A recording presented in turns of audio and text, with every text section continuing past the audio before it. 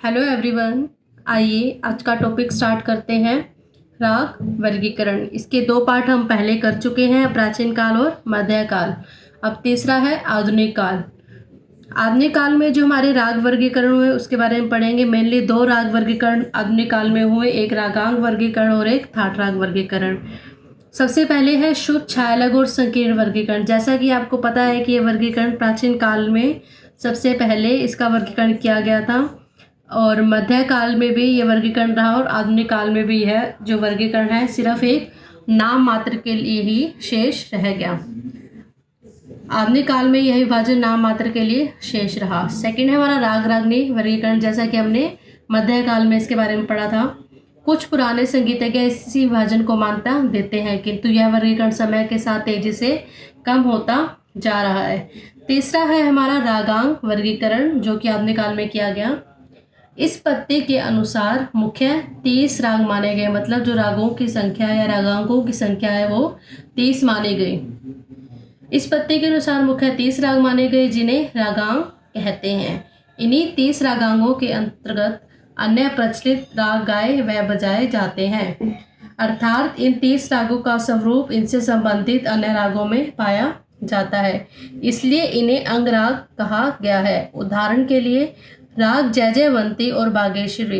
राग जयजयवंती जो है वो बागेश्वरी या फिर देश के अंग से गाया बजाया जाता है। बागेश्वरी या देश के अंग से मतलब जो बागेश्वरी और देश में स्वर लगते हैं।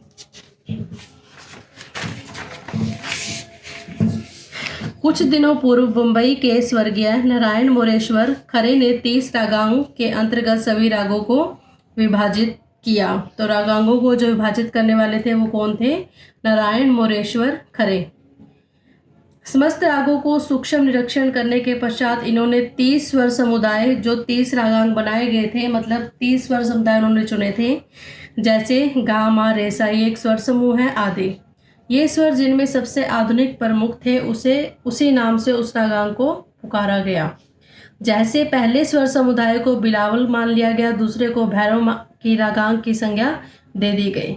इस वर्गीकरण में स्वर साम्य की तुलना मतलब स्वर समान होने की बजाय स्वरूप साम्य का अधिक ध्यान रखा गया। रागांग की जो संख्या है अधिक और वर्गीकरण कुछ जटिल यानी कि कुछ कठिन होने के कारण यह प्रचार में नहीं आ सका। मुख्य रागांग इस प्रकार हैं, आपको 4-5 रागांगों के नाम याद कर लेने: भैरव, भैरवी, कल्याण, बिलावन। नेक्स्ट है हमारा थाट राग वर्गीकरण। यह सबसे प्रचलित रहा और आज हम इसी का ही थाट राग वर्गीकरण ही पढ़ते हैं। थाट राग वर्गीकरण अभी तक प्रचलित में है। इसको हम जनक जन्य पद्धति के नाम से भी जानते हैं। तो इसका दूसरा नाम क्या हुआ? जनक जन्य पद्धति। मध्यकालीन मेल पत्ती में मेल संख्या में विभिन्न मतांतर होने से यह पत्ती अधिक देर तक प्रचलित न रह सकी। मध्यकालीन में मेल वर्गीकरण हमने पढ़ा था, उसमें अलग अलग मत थे, 4 मत बताए गए थे। 5वां मत मोहम्मद रजा मत के द्वारा दिया गया था। तो अलग अलग मत होने के कारण भी ये पत्ती जो मध्यकाल में मेल वर्गीकरण था अधिक प्रचलित नहीं रहा और मेल वर्गीकरण प्राचीन मध्यकाल का नाम था और आधुनिक में हम थाट राग वर्गीकरण के नाम से जानते हैं। परंतु आधुनिक थाट पत्ती मेल पत्ती का ही अनुकरण है। आधुनिक थाट शब्द मेल का ही पर्यायवाची है और थाट की परिभाषा भी वही है जो मेल की थी। पंडित भातखंडे ने पंडित वेंकटमुखी के पंडित भातखंडे जो है उत्तरी भारतीय संगीत के विद्वान है और पंडित वेंकटमुखी जो है दक्षिणी संगीत के विद्वान हैं। उन्होंने भातखंडे ने वेंकटमुखी के माने 72 थाटों में से 10 थाटों को चुन लिया गया। आज हमारे 10 थाट माने जाते हैं और हमारे यहाँ जितने भी राग गाए बजाए जाते थे उन सबके स्वरों और अंग प्रत्यंगों को देखकर उन्हें जिस थाट में रखा जा सकता था रख दिया गया। रागों का वर्गीकरण करते उन्होंने 3 बातों को ध्यान में रखा। क्या 3 बातें थी? रागों के कोमल और तीव्र स्वरों को देखकर, दूसरा राग के अंग को देखकर, तीसरा राग की प्रकृति को देखकर। इसी प्रकार अन्य रागों को भी उनसे संबंधित थाटों के अंतर्गत रख दिया गया। जो भातखंडे ने किया वो 10 थाटों के अंतर्गत सभी रागों को रख दिया। इन्होंने जो 10 थाटों के नाम माने यानी जो भातखंडे ने 10 थाटों के नाम माने वो ये है: बिलावल, कल्याण, खमाज, काफी, सावरी, भैरव, भैरवी, पूर्वी, मारवा और तोड़ी। थाट राग को जनक जन्य पत्ती भी कहते हैं। 10 थाटों में से जो 10 संपूर्ण राग उत्पन्न होते हैं, यानी कि आश्रय राग, जो अपने ही थाट से बने राग, जैसे बिलावल थाट से उत्पन्न राग हुआ बिलावल, तो अपने ही थाट से राग उत्पन्न भी हुए हैं, तो इनको क्या माना गया, संपूर्ण राग मान लिया गया। बिलावल से बिलावल राग, कल्याण थाट से कल्याण राग। तो ऐसे कितने संपूर्ण राग उत्पन्न हुए, 10 थाटों से 10 राग, 10 संपूर्ण राग। उनके जनक, उन्हें जनक राग के नाम से जाना गया। मतलब जो अपने ही थाट से उत्पन्न राग हुए उन्हें जनक राग के नाम से जाना गया। तथा जो उनमें से अन्य राग उत्पन्न होते हैं, जैसे लैया बिलावल राग है, बिलावल थाट से उत्पन्न राग है, बिलावल थाट में ही लैया बिलावल राग को रखा गया। तो इस तरीके से जो अन्य थाटों से अन्य राग, जो 10 थाटों से अन्य राग उत्पन्न हुए उन्हें जन्य राग मान लिया गया। अतः थाट राग पत्ती का भी दूसरा नाम जनक जन्य पत्ती है। थाट पत्ती की भी आलोचना हुई और उसका स्पष्टीकरण भी पढ़ेंगे इसके बारे में। आधुनिक काल में थाट पत्ती उत्तम है, इसी को मानते हैं हम थाट पत्ती को आजकल, पर इसमें भी सुधार की आवश्यकता है। क्या? जनक थाटों में केवल 7 स्वर लगते हैं, परंतु जन्य रागों में, इनसे उत्पन्न रागों में, जैसे हमीर हो गया, केदार हो गया, हमारा कल्याण थाट से उत्पन्न राग है, इनमें 9 स्वर प्रयुक्त होते हैं। कैसे? जैसे म स्वर तीव्र लगता है कल्याण थाट में और म शुद्ध भी लगता है, तो उन्होंने ऐसे करके स्वर तो हमारे साथ ही होते हैं, मतलब जो कोमल भी प्रयुक्त हो रहा हो और शुद्ध भी प्रयुक्त हो रहा है, ऐसे करके इन्होंने 9 स्वर मान लिए। अतः जब राग की उत्पत्ति थाट से होती है, और आपको पता है कि थाट में तो 7 स्वर होते हैं, तब 9 स्वरों वाले राग 7 स्वरों वाले थाट से कैसे उत्पन्न हो गए। जैसे कि हम केदार में देखते हैं, म स्वर तीव्र भी लगता है और म स्वर शुद्ध भी लगता है, लेकिन थाट में म तीव्र ही दिखाया जाता है।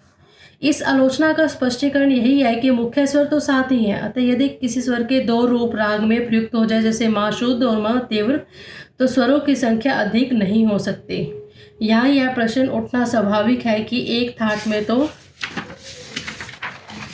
7 स्वर ही होंगे, चाहे एक स्वर के 2 रूप एक साथ नहीं आ सकते। तो इसका स्पष्टीकरण में यही कहा जा सकता है कि रागों की संख्या अनेक है और उन्हें 10 थाटों में रखना था, तो थाटों के अंतर्गत केवल रागों के स्वरों को देखकर ही किसी रागों को नहीं रखा जा सकता था, अपितु उसकी प्रकृति, अंग, चलन को भी देखते हैं।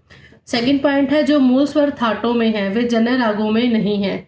जैसे कल्याण थाट जन्य, केदार और हमीर राग में शुद्ध मध्यम की प्रबलता है। जैसे केदार और हमीर राग में शुद्ध मध्यम का ज़्यादा प्रयोग होता है, जबकि दोनों राग हमारे कल्याण थाट से हैं, और कल्याण थाट में जो प्रबलता है वो तीव्र मध्यम की है, परंतु कल्याण थाट में इसका अभाव है। खमाज थाट में नी कोमल है, परंतु इसके जन्य राग देश, तिलक, कमोद में दोनों निषाद लगते हैं। खमाज थाट से जो उत्पन्न राग है, देश और तिलक, कमोद में दोनों नी का प्रयोग किया जाता है, शुद्ध नी और कोमल नी। जयजयवंती में दोनों गंधार और दोनों निषाद, दोनों नी लगते हैं। नेक्स्ट पॉइंट है, ललित, पड्डी, मधुवंती आदि राग किसी थाट के अंतर्गत नहीं आते हैं।